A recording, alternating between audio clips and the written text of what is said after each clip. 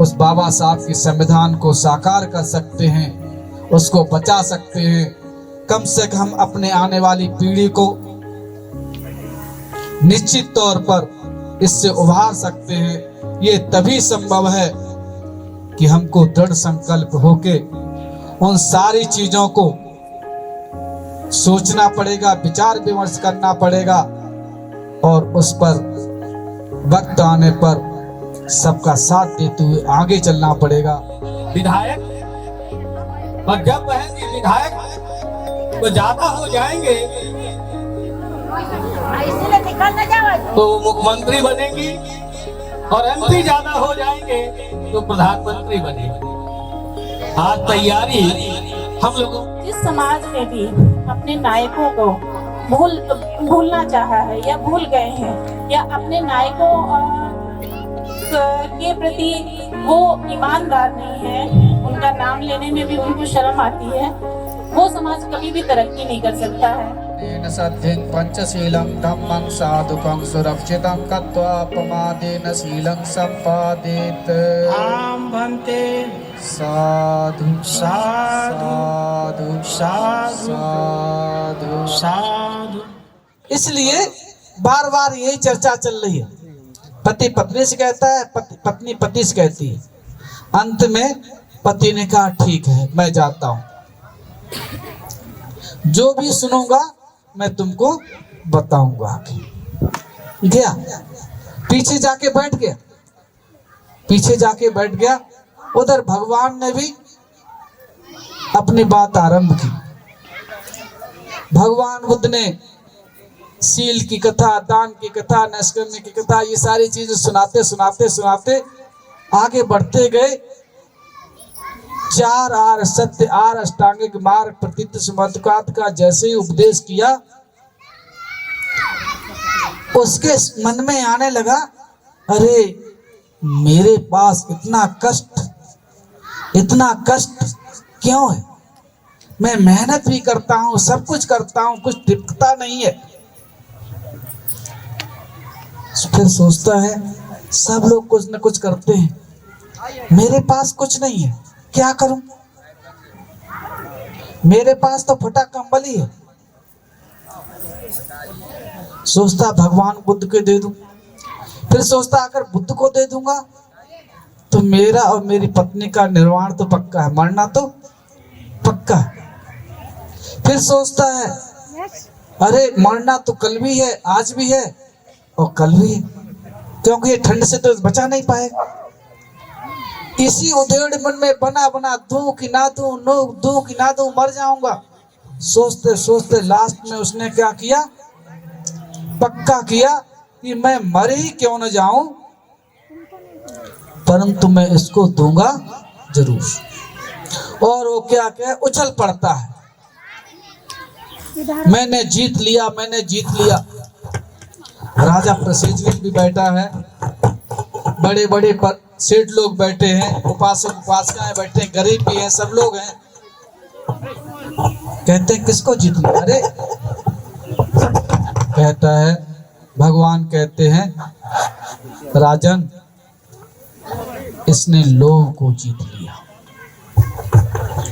इसने सारी चीजों को जीत लिया, अब इसको कोई हरा नहीं सकता।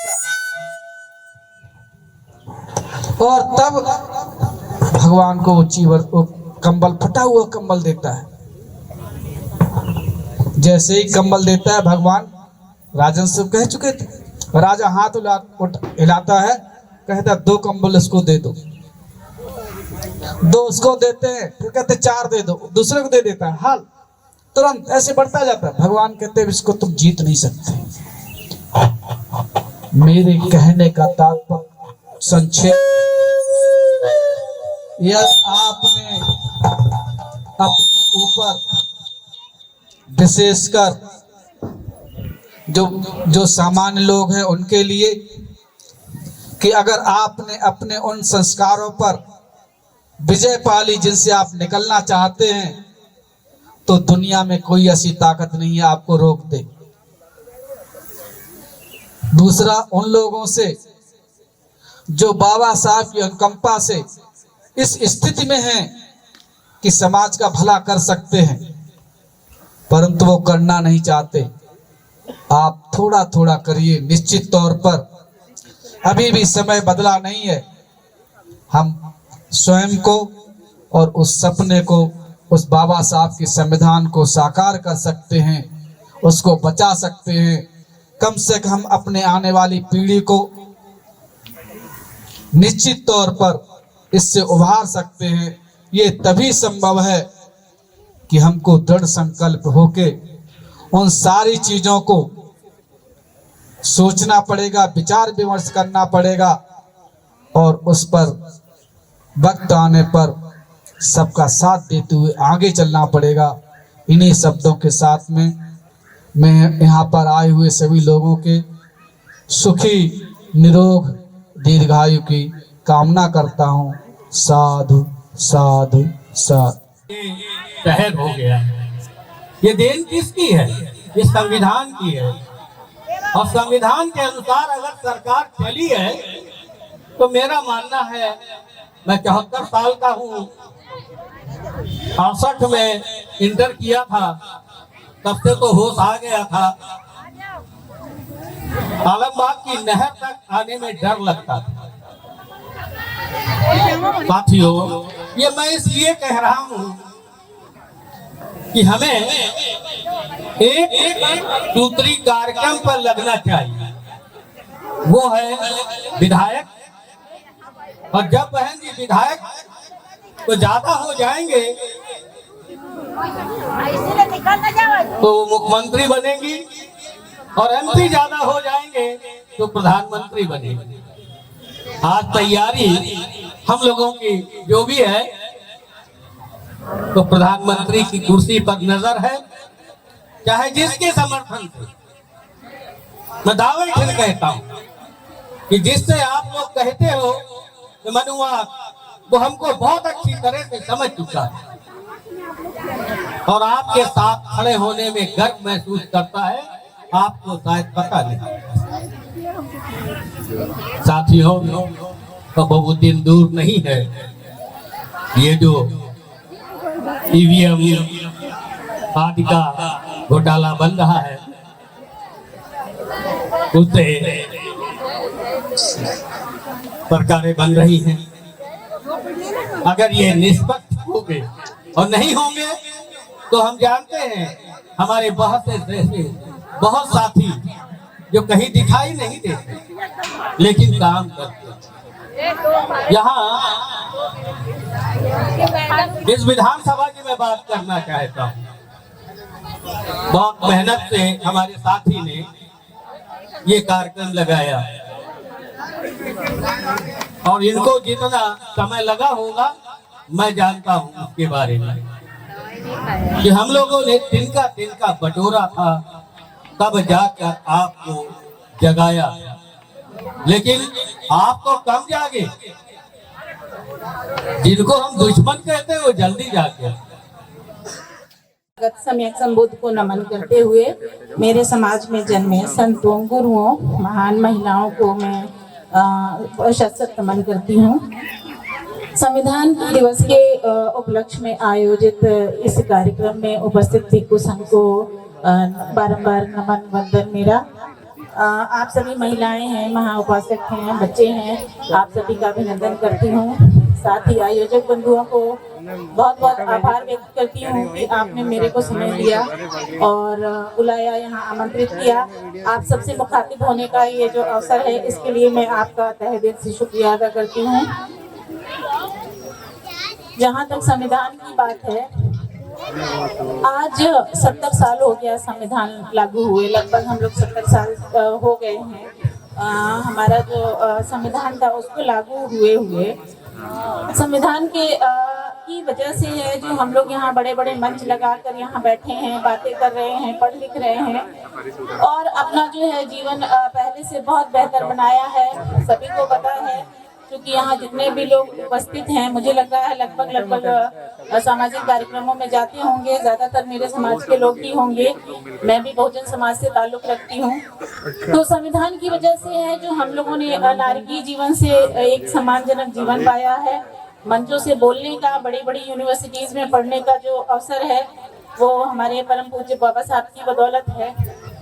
मैं एक बात आप लोगों से आग्रह करना चाहूँगी, निवेदन करना चाहूँगी कि जिस समाज ने भी अपने नायकों को भूलना चाहा है या भूल गए हैं या अपने नायकों के प्रति वो ईमानदार नहीं है, उनका नाम लेने में भी उनको शर्म आती है, वो समाज कभी भी तरक्की नहीं कर सकता है। जिसने हमको बोलना सिखाया है, जिसने हमको मंच दिया है, जिनने हमको जागरूक बनाया है, छोटे छोटे मंच लगा के हमारे जो जितने भी महापुरुष हैं उनके बारे में बताया है, उनके कामों के बारे में बताया है। यदि हम उनका नाम ना लें तो ये हमारा जो बोलना है वो सार्थक नहीं होगा, ये ईमानदार नहीं होंगे हम लोग अपने समाज के प्रति। तो आप सभी से, जितने भी राजनीतिक रूप से, सामाजिक रूप से जागरूकता के कार्यक्रम करते हैं, सभी से मैं हर जगह ये कोशिश करती हूँ कि आग्रह करूँ कि हम जिसकी बदौलत यहाँ खड़े हैं, खासकर उत्तर प्रदेश की बात जब हम करेंगे तो यहाँ जो जागरूकता आई है वो जिस महानायक के प्रति है। बच्चों ने अभी बहुत ही मनमोहक प्रस्तुति दी, उसमें मान्यवर साहब का नाम आया है। तो यदि हम मान्यवर साहब को अपने मंचों पे स्थान नहीं देते हैं, ये फोर्सफुली हम नहीं कहेंगे, बस आग्रह करेंगे कि ये जो जागरूकता है वो हमारी इसके पहले नहीं थी, 84 के पहले नहीं थी। बाबा साहब ने सब कुछ लिख दिया है, लेकिन जो इम्प्लीमेंटेशन वाला काम है वो मान्यवर साहब ने करके दिखाया है, और उसी वजह से हम लोग जो है यहाँ बड़े बड़े कार्यक्रम आयोजित करते हैं। अदरवाइज देश भर में जो बाकी जगह भी देख लीजिए वहाँ क्या स्थिति है और हम लोगों की आज भी क्या स्थिति है। संविधान सभा में जाने के लिए लाखों रोड़े अड़काए गए बाबा साहब पर, लेकिन फिर भी हमारे मुस्लिम भाइयों ने बाबा साहब को पहुंचाया, और उसी वजह से बाबा साहब जो हैं वो हमारे लिए संविधान बना पाए। संविधान की बातें उतनी ही गूढ़ है और उतनी ही सरल है। यदि हम उसको जान लिए, अभी तक हमने जाना ही नहीं है कि संविधान है क्या। जिसने जाना है और जिसको पता है, जैसे मेरे पूर्व वक्ता जो अशोक साहब कह रहे थे कि जिसने पढ़ा है वो संविधान बदलने के लिए आतुर है, वो अपनी महिलाओं को भी अपने समकक्ष नहीं बिठाना चाहता है। तो हम लोग तो उनके सामने कहीं भी नहीं थे। कभी भी हो जो शोषक है वो जिसका शोषण करता है वो अपनी बराबरी में कभी भी उसको लाना नहीं चाहता है।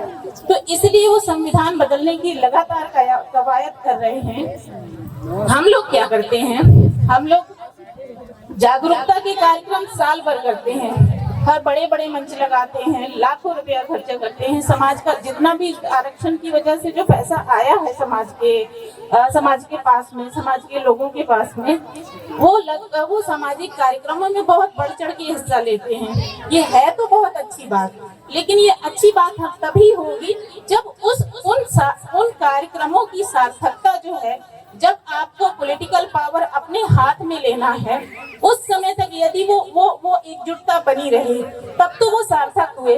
अदरवाइज आप टुकड़ों में आप मंच लगा के अनुवादों को गाली देते रहिए, अपने संविधान का गुणगान करते रहिए, हम कभी भी सफल नहीं होंगे। एक चीज समझ लीजिए, जिस भी देश का शासक जिस विचारधारा को मानने वाला होता है, वो विचारधारा हमेशा इतिहास उठा के देख लीजिए, विश्व में वो फलीभूत हुई है। ये यहाँ पर भी बारंबार हुआ है। भारत भी उससे अछूता नहीं है। जब बौद्धकालीन भारत तब था जब उसका शासक जो है वो बौद्धकालीन राजा था। हिंदू धर्म क्यों फला फूल रहा है और लगातार प्रगति कर रहा है, क्योंकि यहाँ के शासक हिंदू धर्म को मानने वाले हैं। तो ये बात जो है हमको समझनी चाहिए। यदि संविधान में बाबा साहब ने सब कुछ कहा है, बाबा साहब का पूरा जीवन इसीलिए रहा है कि मेरे जो दबे कुचले लोग हैं उनको ऊपर उठाना है, उनको नारकीय जीवन से सम्मानजनक जीवन जीना है। तो इसीलिए इस बात को समझ लीजिए कि ये जो जागरूकता के कार्यक्रम जो हैं वो तभी सार्थक होंगे जब ये जागरूकता हमको सत्ता की चाबी तक पहुंचाएगी। और सत्ता आपका संविधान तभी सत्ता वही लागू कर, मतलब संविधान जो है वो वही विचारधारा वाले लागू करेंगे जो आपके अपने हैं। आप सोचो कि मनुवादी लोगों को हम सत्ता दे दें और वो संविधान का पालन करें, ये कभी संभव नहीं है। ठीक है। तो इसी के साथ मैं अपनी बातें खत्म करती हूँ। जय भीम, जय भारत।